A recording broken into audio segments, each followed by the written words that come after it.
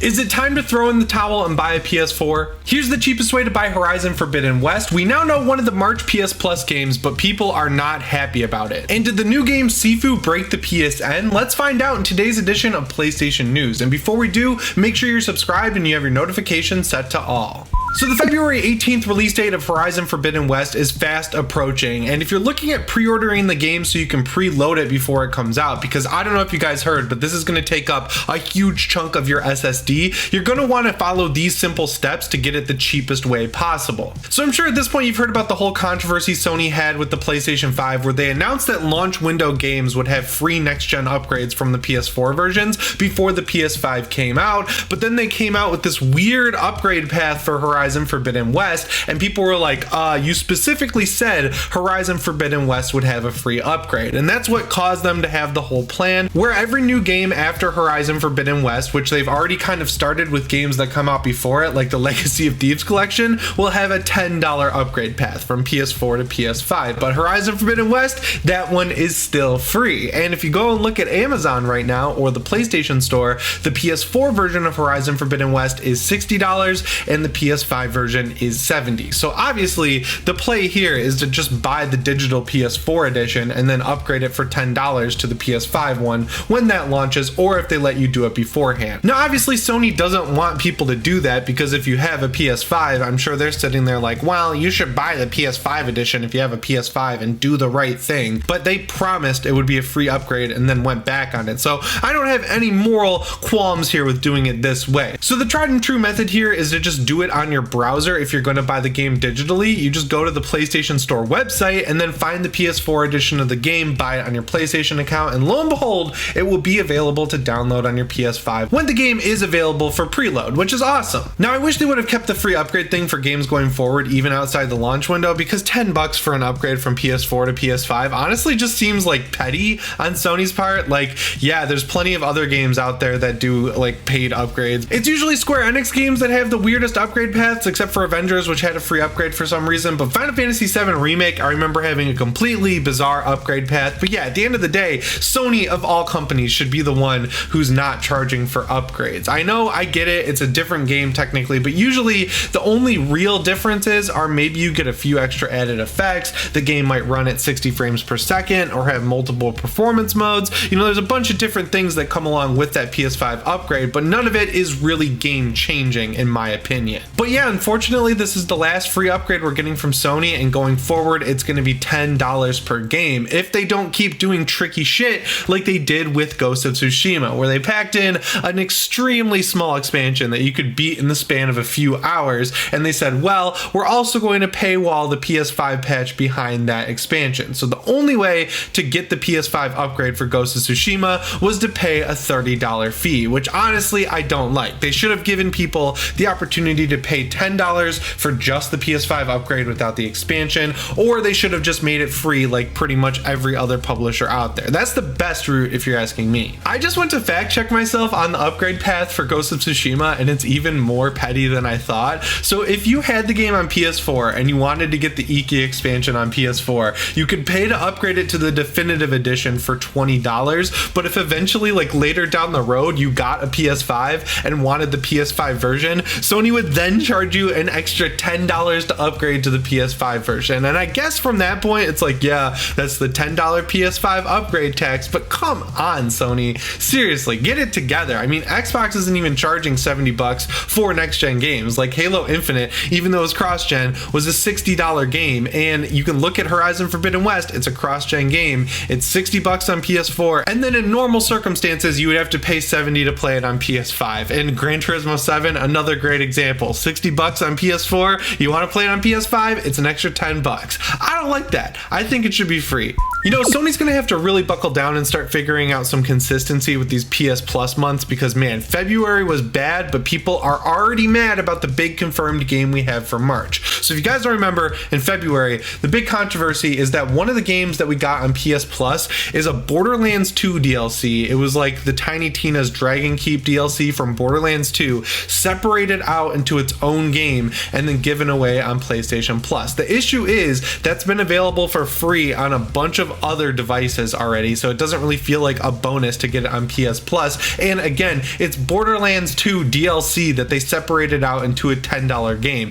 And obviously, people aren't happy about that. Planet Coaster, on the other hand, that was a great PS5 game to get. I know it's like niche in a way, but man, if you haven't tried that game out, I would definitely give it a shot. But yeah, just overall, the last few months have been kind of hit or miss for PlayStation Plus. And like I just mentioned, it's not looking like it's going to get all that much better, because next month in March 2022, the big game that's already been announced we have to look forward to is GTA Online. Now, I'm going to give them credit here. It's the new PS5 version of GTA Online. So if you're like one of the 3 people on Earth who doesn't own GTA on PS4 already, and you're not planning on getting the GTA 5 upgrade for the story mode, having PS Plus is a good option here, because you'll get that upgrade to GTA Online for free. But like we were just talking about in the next story, I think it's completely messed up that it seems like Rockstar is going to charge full price for an upgrade from the PS4 version of Grand Theft Auto 5 to the PS5 version. I know on the PS5 you're getting ray tracing, and that's cool. I'm not sure how much it's actually going to improve that game's graphics, because they're looking a little rough at this point.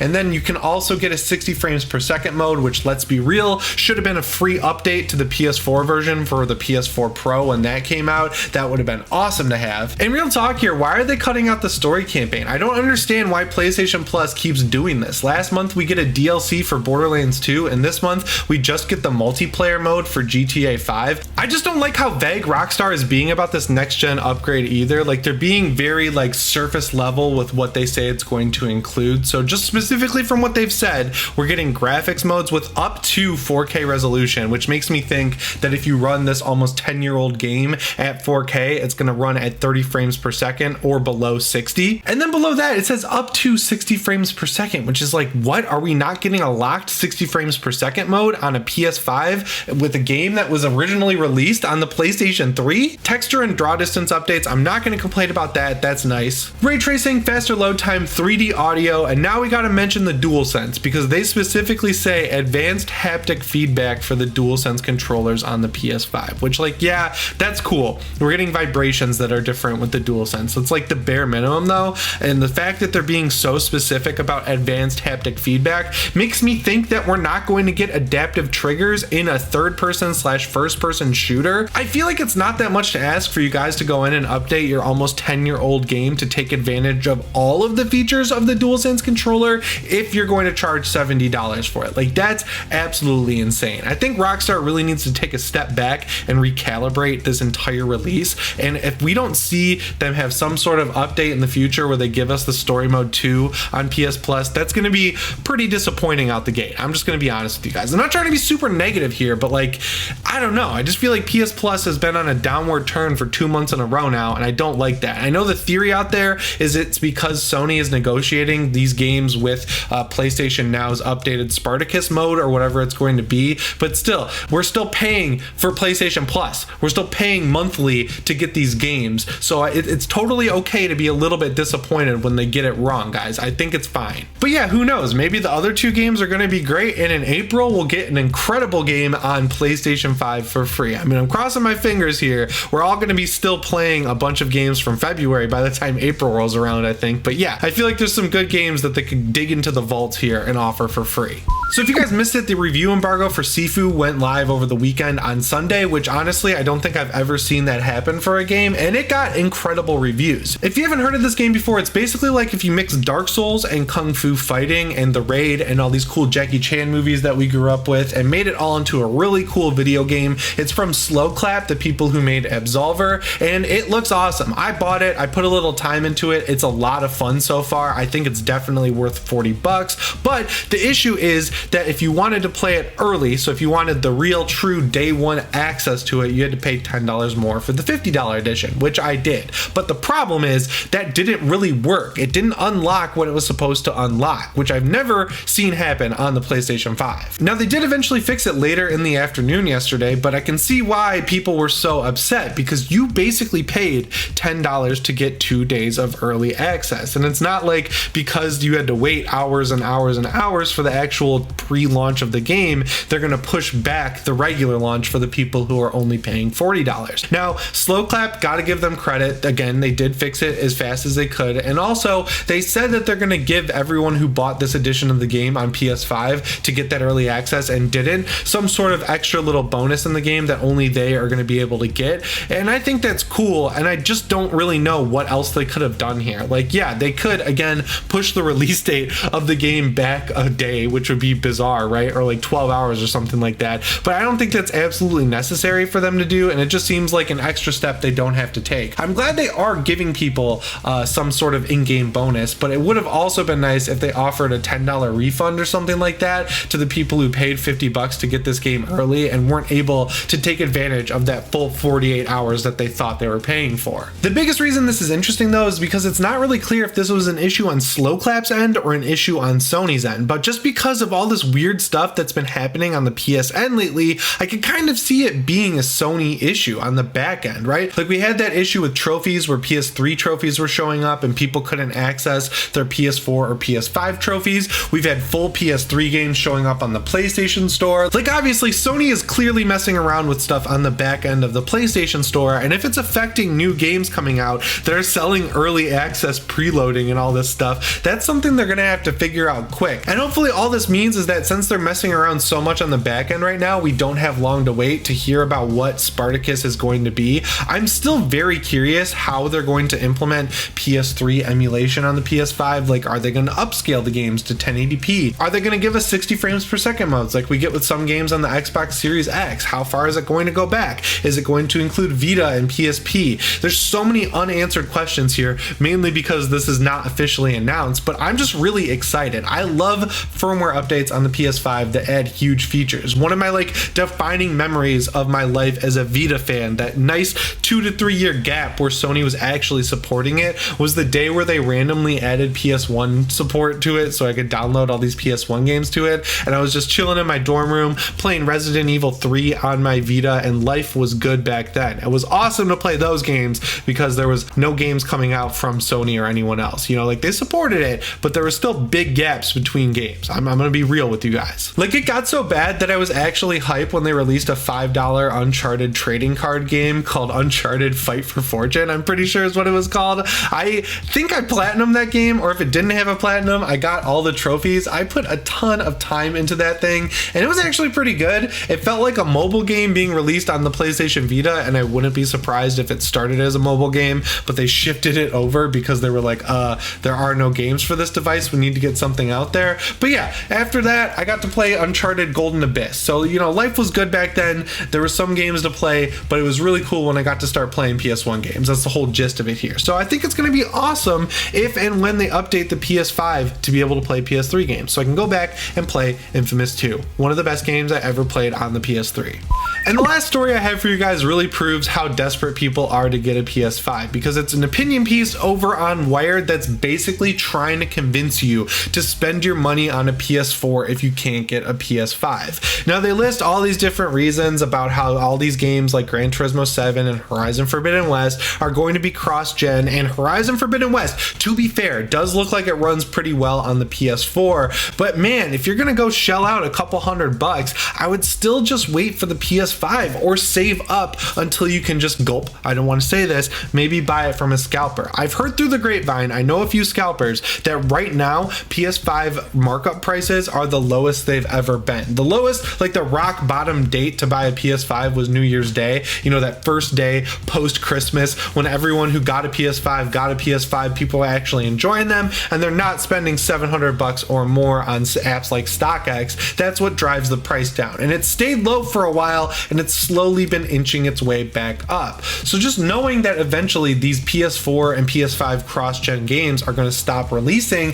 I would honestly say save your money, right? Like if you already have a PS4, you can buy the games on PS4, but then you're probably just going to have to pay the $10 upgrade later down the line. But if you don't have any console right now, I think you can wait a few more months and just get a PS5, right? Like that seems like the play. I also think it's kind of bold of Wired to write this article because for some reason reason, Sony has given them exclusive access to stuff like the PS5 full reveal, revealing the SSD update for the PS5, revealing the PSVR 2. Like, they've gotten to unveil some really cool stuff that big gaming websites or YouTubers have had zero access to. So to come out and say, hey guys, go buy a PS4 if you can't find a PS5 because Sony can't make them fast enough, I guess in the long run that's helping Sony, but I think Sony wants people to buy PS5s, right? Like, they want to get people off the PS4 so it becomes cost effective to make PS5 exclusive games. I get that it's easy to backport these games by just turning features off, and with stuff like Horizon Forbidden West that started as a PS4 game, but at the end of the day,